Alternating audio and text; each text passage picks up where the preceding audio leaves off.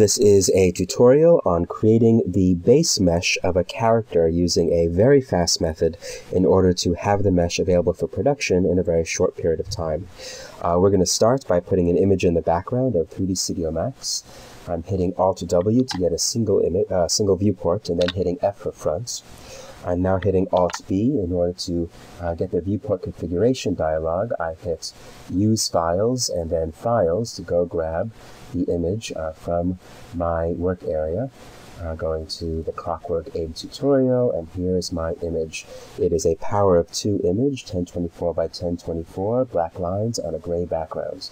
I hit Match Bitmap, lock Zoom Pan, and make it apply to all views, and I hit OK. And here's my image. I'm going to hit P for the perspective view and Shift-Control-Z in order to get my grid in a nice, easy-to-see space. That's the Shift-Control-Z is the Show Extents button. And now I'm going to create a cylinder. And the cylinder is going to be 5 height segments, 1 cap segment, which is the closest to 0, and 8 sides. The default is usually 12. I brought it down to 8. And then I will convert this to editable poly, and then hit F for front. I'm going to use the Move tool to position the bottom of it in the diagram's undercarriage, and then R for scale. I'm going to hit F3 so I can see through it, and I'm going to bring the top to about where Abraham Lincoln's neck would be.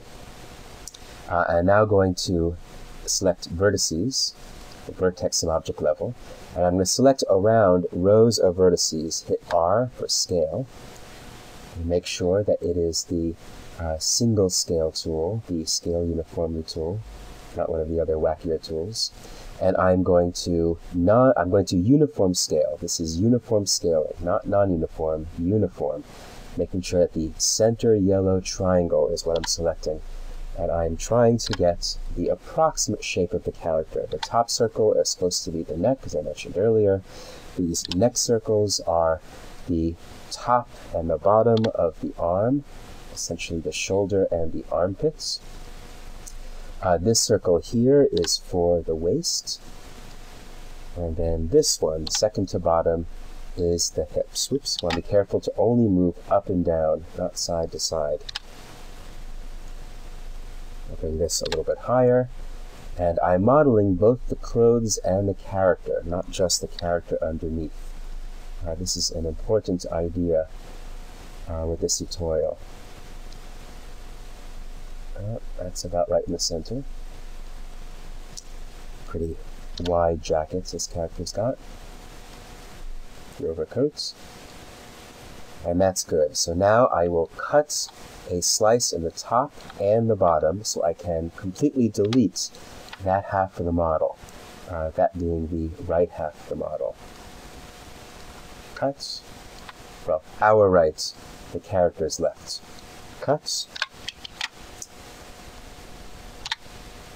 And now select around the entire half of the model, which is possible now because I cut the top and the bottom, and hit delete. I'm going to name this Mesh Front, and I'm going to duplicate it as an instance, and I'm going to call this Mesh Side. And here I am in what Max unfortunately calls the orthographic view. We used to call it the user view. It's really an isometric view, a 2.5D view. I was in the front view. I hit the Alt key, and the middle mouse essentially is this button right here to be able to break into my user view, my isometric view that they mistakenly call orthographic. I'm going to left-click and then right-click the Rotate tool so I get the transform type in. And under Offset World on the right, on Z, I'm going to rotate 90 degrees. And so now I have my instanced side view. And now I'm going to take a little time adjusting this so it better matches the model. Bring this in. Bring these in. Rotate the neck so it fits the angle of the neck. Bring these down and these down around the armhole.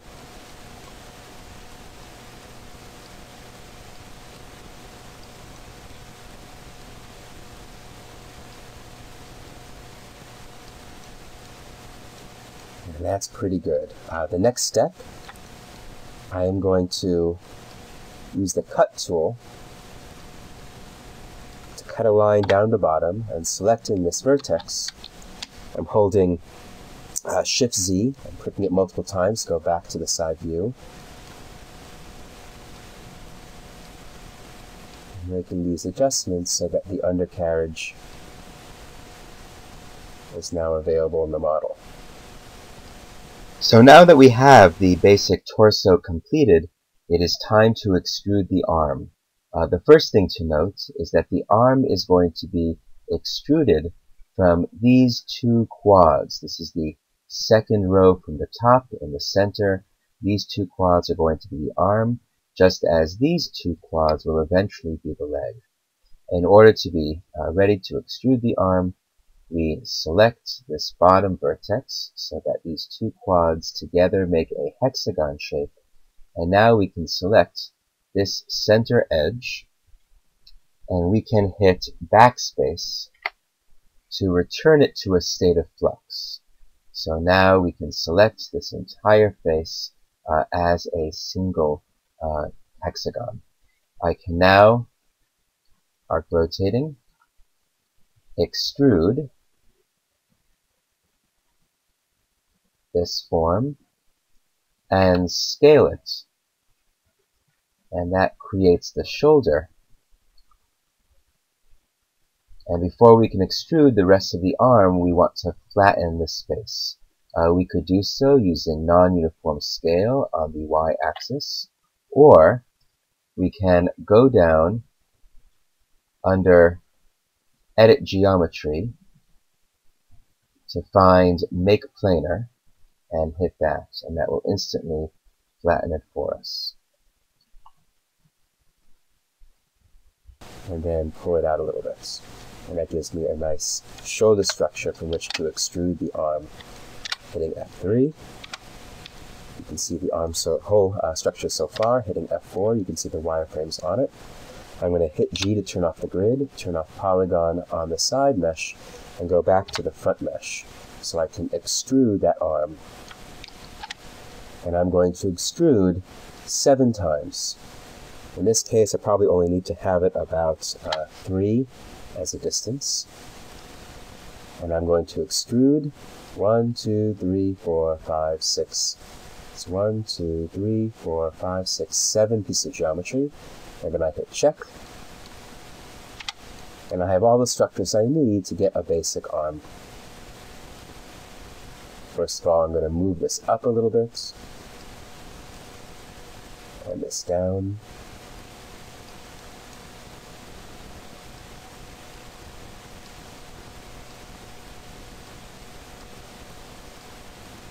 Here I'm tweaking the geometry to get an armpit that is more accurate to what I'm trying to create. Uniform scale. These 3 divisions here are going to be my elbow.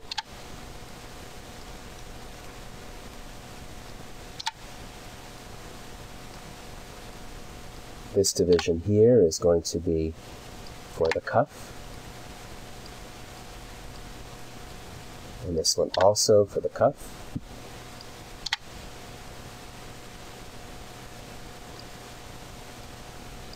This one can be angled a little bit. And in the top view, I can angle out the elbow a little bit, move this back, and I'm beginning to have a more elbow-like shape.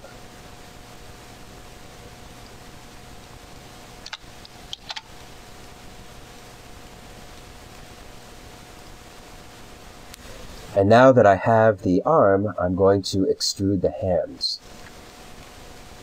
I'm going to select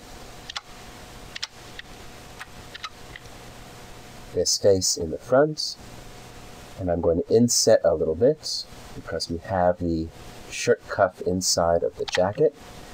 We like to avoid 90-degree angles, so I'm going to pull this out a little bit. 90-degree angles are not very easy to read, easy to view.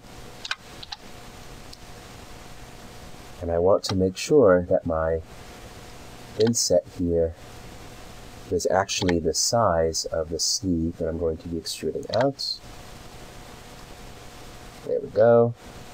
And another extrude. Not quite so deep. The distances that I'm extruding change per computer, change by setting of 3dsmax. So if you need an extrude of 10 to get your arm out, while mine was only 3, don't worry about it. It's just different settings, different machines. So now that I have that cuff, I'm going to inset again. And I'm going to extrude out the space that's going to be the hand. This is first a little bit of wrist. And now I'm going to use bevel, which is a combined extrude and evenly spaced scale. And I'm going to get what is going to be the first line that makes up the thumb. I hit check, and I'm actually, even though the drawing looks like it might be angled, I'm going to make this relatively straight. Bevel out again, this time going inward. I can always move the results and scale in a little bit and move up. It is common for people to draw and then create a model of a hand where the hand is very flat as if pressed up against a table. The problem with this in production is that it is rather hard to rig a hand so that it creates more meat in the palm. So it is better to actually have that meat to begin with, and we do that by having the thumb positioned somewhat downward.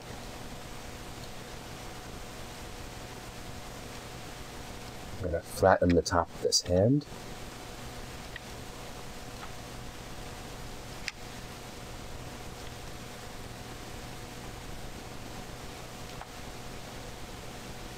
And I'm going to cut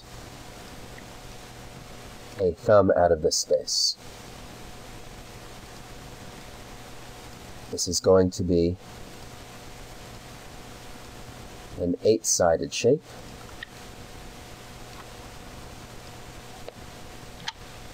I can now select this and bevel out a thumb. A few bevels. And in the left view, in the viewport, I can bring this out a little bit. I can select this line, loop it, make it a little bit flatter, make it a cleaner edge loop. Edge loops don't like to be all jaggedy like this. It's better if they are a bit more straight. And for our purposes right now, that's a pretty decent thumb. Certainly I would want to straighten out some of these details, but that is pretty good for the moment. I'll just stretch this out a tiny bit. Okay. We always want to try to work with quads, so I'm going to cut in the support structure of this thumb. Let's turn off the realistic shading in 3dsmax so that we get better results in the viewport. So now we have quads all the way around that thumb, and I'm going to cut in the lines for the fingers.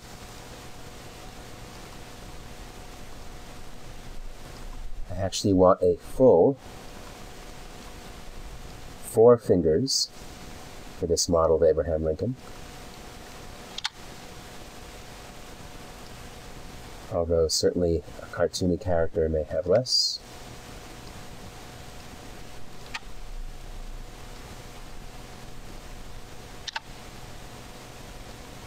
And the next step is going to be to try to make these fingers relatively even in their base. I can control-click on the vertex button here in order to convert my selection from edges to vertices. Control-click. And then I can non-uniform scale these flats. And I can do the same here, select these edges. Control-click vertex, non-uniform scale flats. And once I have relatively even shapes, then I can start adjusting them per the real starting point for fingers. So of course, the pinky is going to be the smallest finger, followed by the ring finger, and the pointer. And also, we want to have the curve in the position of the fingers. This curve is more natural and more believable. Now I can add some support structures. In one place I typically view it acceptable to include triangles on the back of the hand and the front of the hand, the palm, because that's where we have tendons anyway that tend to work the same way.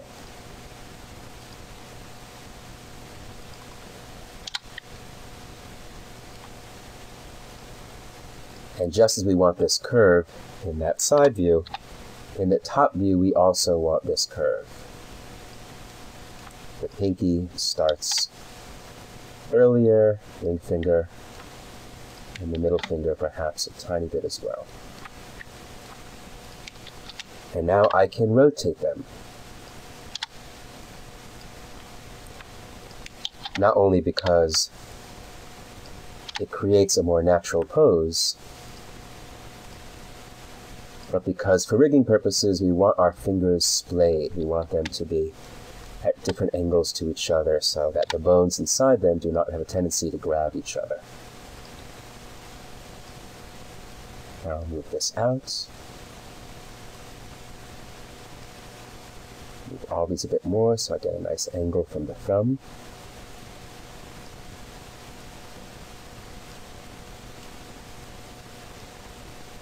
And I'm pretty happy with this as a starting point for extruding the fingers. Might make this pinky a little bit smaller. I'm going to make it smaller on the local parameters instead of view. That way it scales on its own set of gizmo controls. All of these will make a bit more square.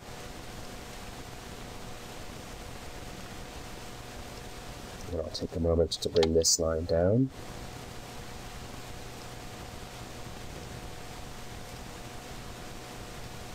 Oops. Looks like some of my vertices were coplanar, were not actually welded. So I'll select those two, and I'll collapse them. Now I'll select each of these fingers, and going back to the front view, into my reference diagram, I'm going to use the bevel tool. Selecting on the word bevel to move it out of the way, I want each of these to go by their local normal.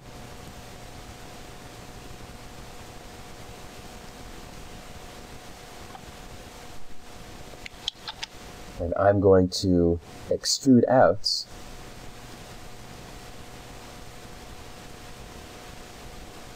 the first joints.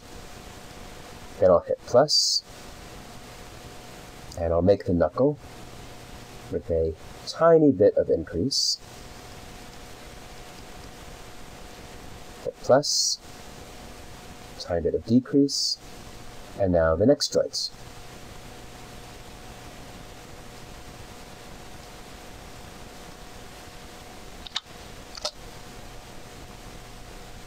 Is joint number 2. Once again, tiniest of increases for the knuckle. I'm creating a fairly bony fingered link in here. It's a good thing that was the plan. And then one more joint. And then each of these I'm going to rotate local to their own axis. This is making sure that it's each of their own axes as well as being local. And I'm going to rotate these so I get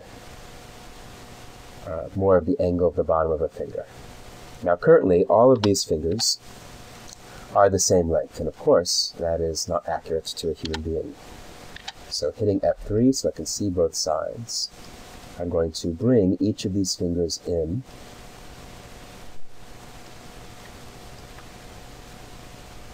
appropriate to their length.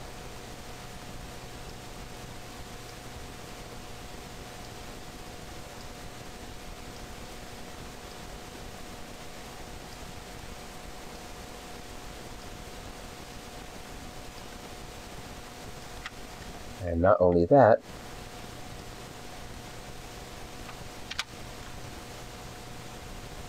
but I also want to get a nice crease at the bottom of each of these knuckles. And so I'll select each of these lines. Look, I have them all, and I'll pull up. And so I get relatively believable fingers, considering how low poly this is. Now would be a good time to do a bit more cutting in the palm.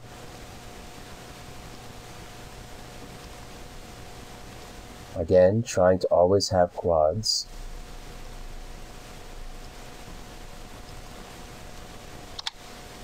Four-sided shapes. Bring this up. Bring these down for the thumb. Oops, again, these need to be collapsed.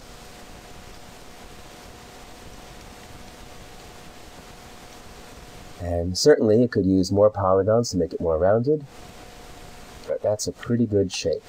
Those stray vertices are something that really should be attended to. I'm going to select around all the vertices and hit Weld. This is the Weld Selected button in Edible Poly. Right now it's a 0.1 value, which should be fine for my purposes. I'm going to hit check. And if there were any coexisting vertices sitting right on top of each other, they should now be welded.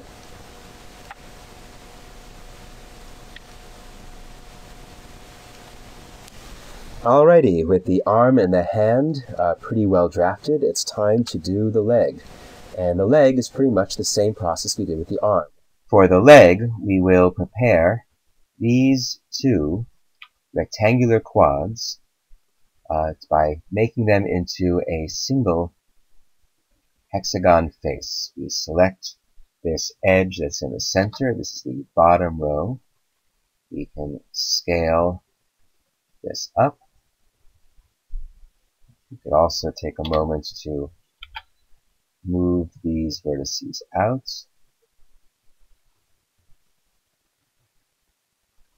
And we select the center edge, hit backspace, not delete. Delete would destroy the face. We hit backspace to return that edge to a state of flux.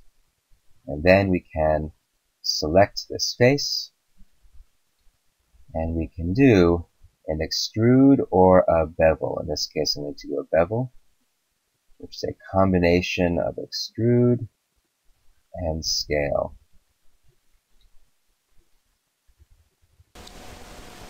Pull this out, rotate, and I think just on view, I'm going to non-uniform scale a perfectly flat version of this line. And now I'll go out of the subobject level of the side view into the subobject level of the front view. With this line selected, I can pull it out. And now once again, I can do 5 or 7 extrudes. In this case, I think I'm only going to do 5.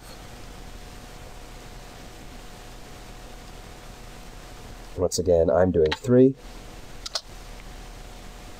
Actually, I think I'll probably need 5 this time. 1, 2, 3, 4, 5. And now that we have extruded all of the forms for the leg, just like we did for the arm, we're going to make some adjustments. I will rotate the bottom of the leg a little bit.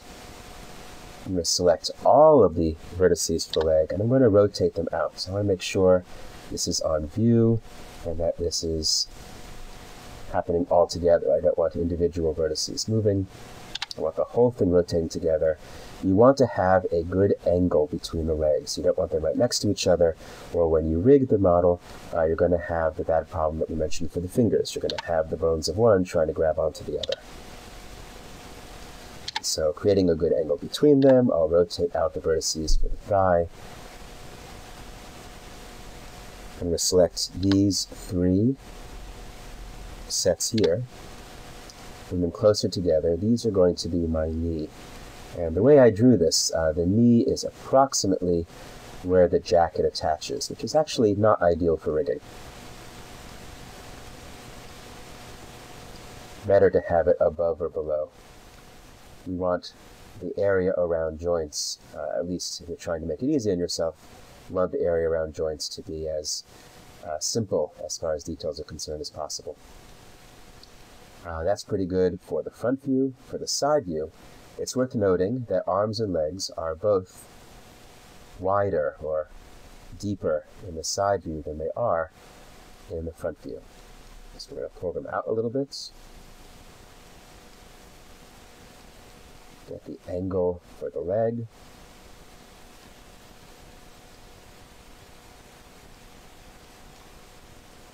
And just like we did for the arm, we can rotate these rows, selecting around the vertices to rotate them in order to get a good angle that will deform well when animated.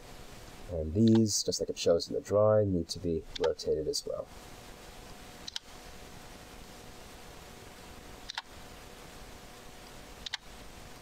These pants don't have so much a cuff. Oh, actually, I take it back. They do have a cuff. But they also have a significant break, which I will be adding in the detailed phase later. Now that I have the legs pretty well modeled, I'm just going to pull this out a little bit further for more of a straight line in the pant leg. Time to extrude a foot. I'll select the very bottom. And in this case, I'm not going to inset. For now, I'm just going to extrude. Now, I take it back. I'm going to inset. A little bit of inset. It's okay to change your mind. Move that down a little bit because, again, we don't like 90-degree angles. They don't show up well. And now an extrude, in this case a bevel, to pull down the basic form. I'm now going to scale this back in and rotate it down. Really just a straight down extrude would have been just swell. We're going to non-uniform scale this. The front of the foot is going to be extruded forward from this. The back of the foot is going to be extruded backward from this. So I will select these 3. I'll do, oops, that was a local normal. Let's do this instead on the group. That's better. Hitting W for move, I can move this forward. Scale it down a bit. Flatten it a bit as well.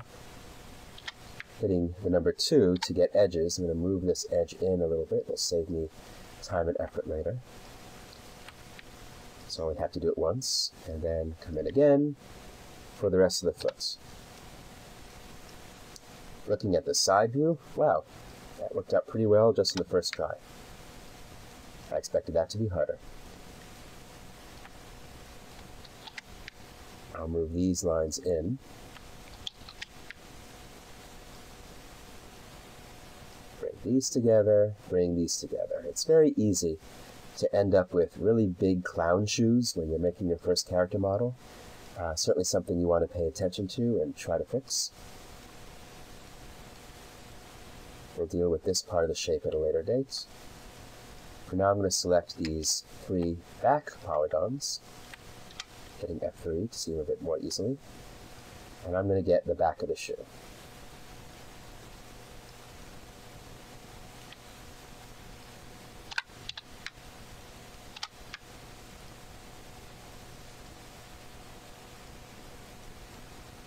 And this can be cleaned up later. In fact, it will be. But for now, that is a pretty decent shoe. If I select all of the faces, this will look a bit better. If I hit clear all and give them all the same smoothing group. And so most of the details have not yet been modeled. I haven't yet created his vest, his jacket details, all that is yet to come, but we have a basic model of the body. So now that we have a decent start on the whole rough body, Let's start the head. I'm going to zoom in to the side view of the face, and I'm going to go back to the Create panel. And instead of geometry, I'm going to go next door to Shapes, and I'm going to choose the line. This is literally creating a line. This is a spline line.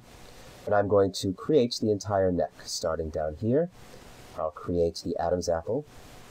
And then I'm not trying to do any of the hair yet, neither the beard nor the hair on the top of his head. I'm just going to try to get the underlying structure. 2 clicks for the chin, 1, 2 for the lower lip, 1, 2 for the upper lip, 1, 2 for the bottom of the nose, and then we get the ball of the nose, 1, 2 for the bridge up here. Abe's got a good, nice, solid brow.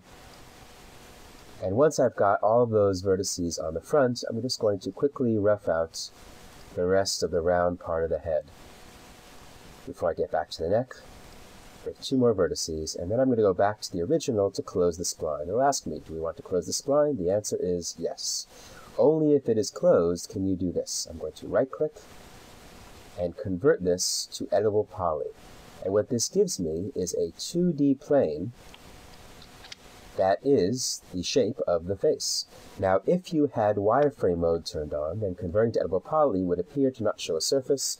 Never fear, just hit F3, and you can see the surface. I'm going to try to make his head just a little bit more rounded. And now I will get out of the subobject level, hold down the Shift key, click drag on the X-axis to make a duplicate. Once again, this is going to be an instance. Alt middle mouse to arc rotate. So I'm in the orthographic, what should be called isometric view.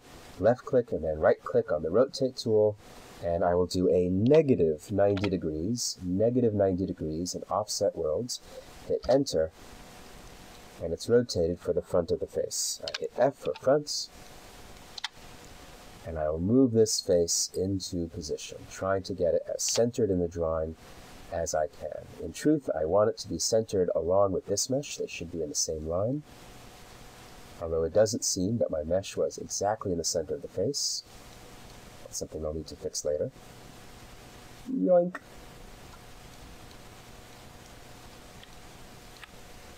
But now I can select this entire face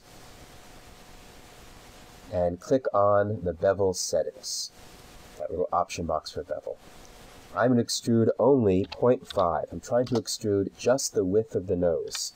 So if I hit F, Abe's got a sizable schnoz. I'm going to go a full almost 1.5. This is 1.4 for the side of his nose. And I'm doing a bevel. This is -1 currently. I'm going to bring that down to about 0.5. It doesn't need to come in quite so much. I hit check. And now I've got a bevel for the side of the nose. Since I no longer need to extrude out the nose, I will draw a cut line to separate the nose, and now holding down the Alt key, I can deselect the nose, and everything else can now be beveled, everything except for the nose. So I go back to bevel, and this time I want to go out to the side of the eye. Certainly much further. This also happens to be about the width of the neck. And I'll do a full -1 for this inset. Hit check.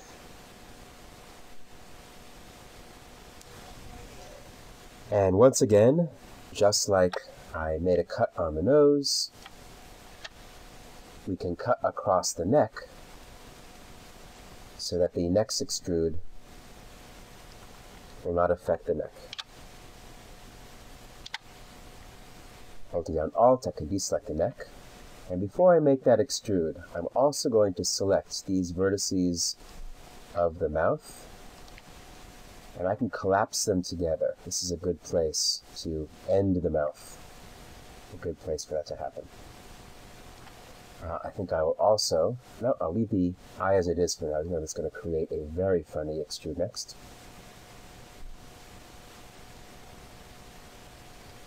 So I select the remainder of the face. I do another bevel.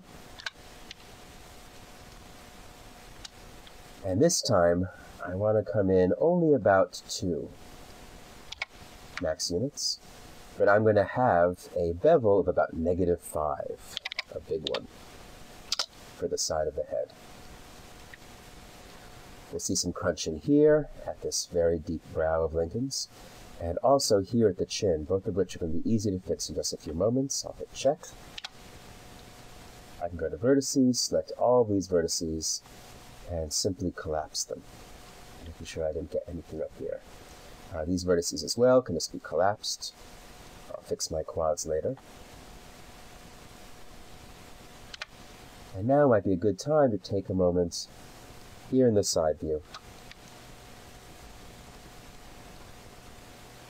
where I can make a bit more of a rounded shape.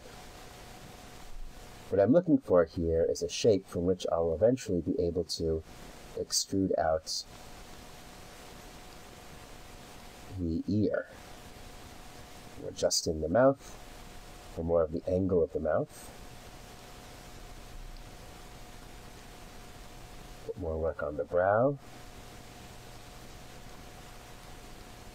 Allow this to go a bit higher. I think in general I probably need to have this head go back a little bit further.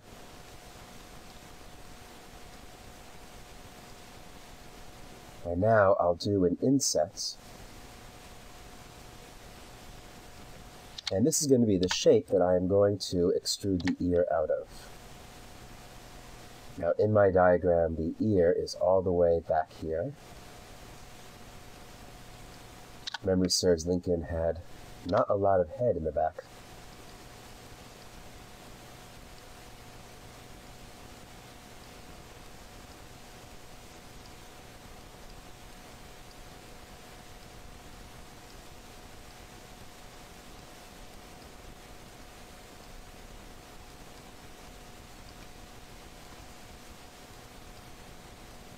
The things you learn when drawing somebody.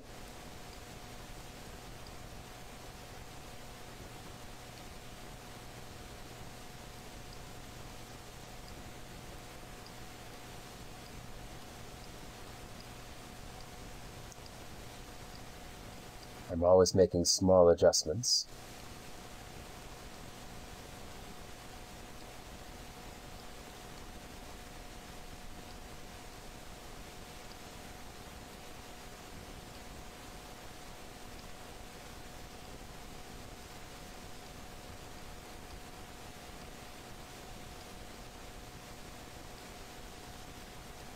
Oops.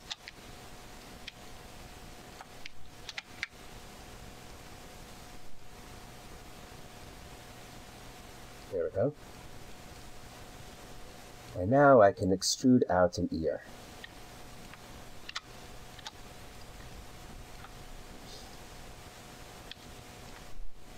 I'll move this polygon out a tiny bit.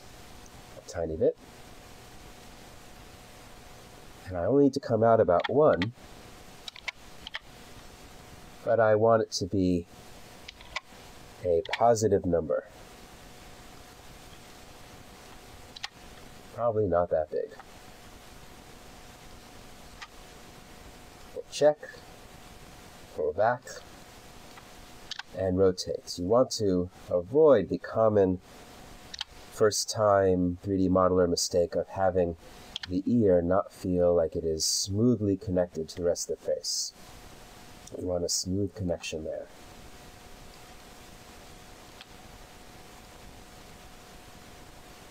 And then come out again, but this time go in.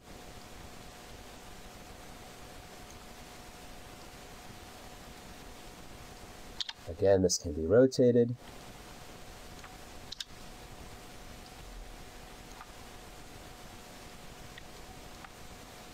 And finally come in.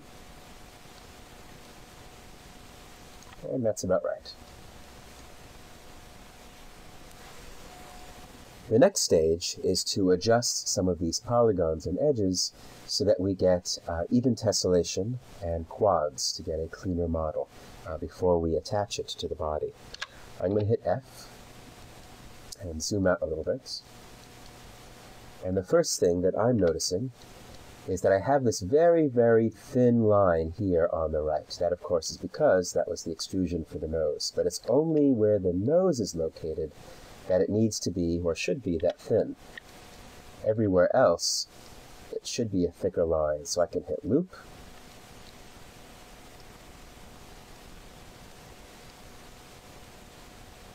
So I can select everywhere except for the nose. And then I can move these out. Allow the chin to stay a little bit longer. And now I have even spacing between these two lines and these two lines. These polygons and these polygons are evenly spaced. And that's closer to what we want.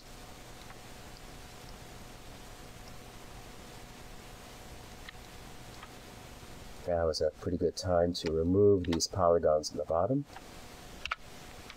When getting out of the subobject mode, I can also move the head so it's actually on the shoulders.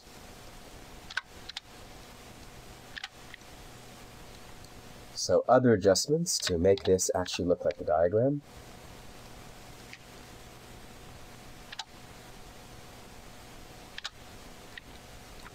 I want to bring in this chin.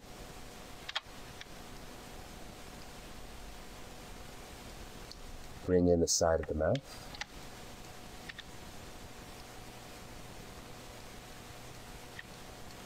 I'm going to move this line of the nose out a little bit so we get a bit of an angle, and so it's not 90 degrees. And certainly a lot of work needs to be done to cut in the eyes, to cut in all the wonderful creases that make Lincoln a recognizable figure. But for the purposes of getting something quick, something that could be thrown into production on a film or a game, I'm simply going to make sure that I've got decent quads by drawing a line up the side of the neck.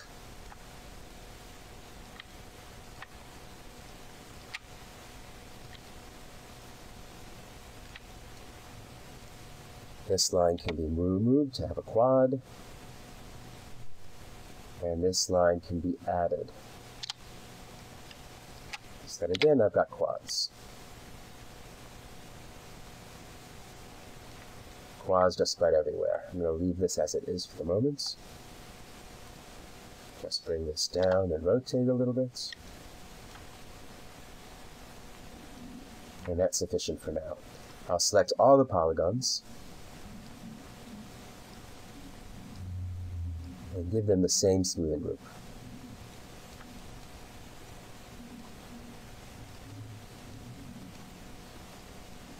Now I'll select my original torso, delete the polygon at the top,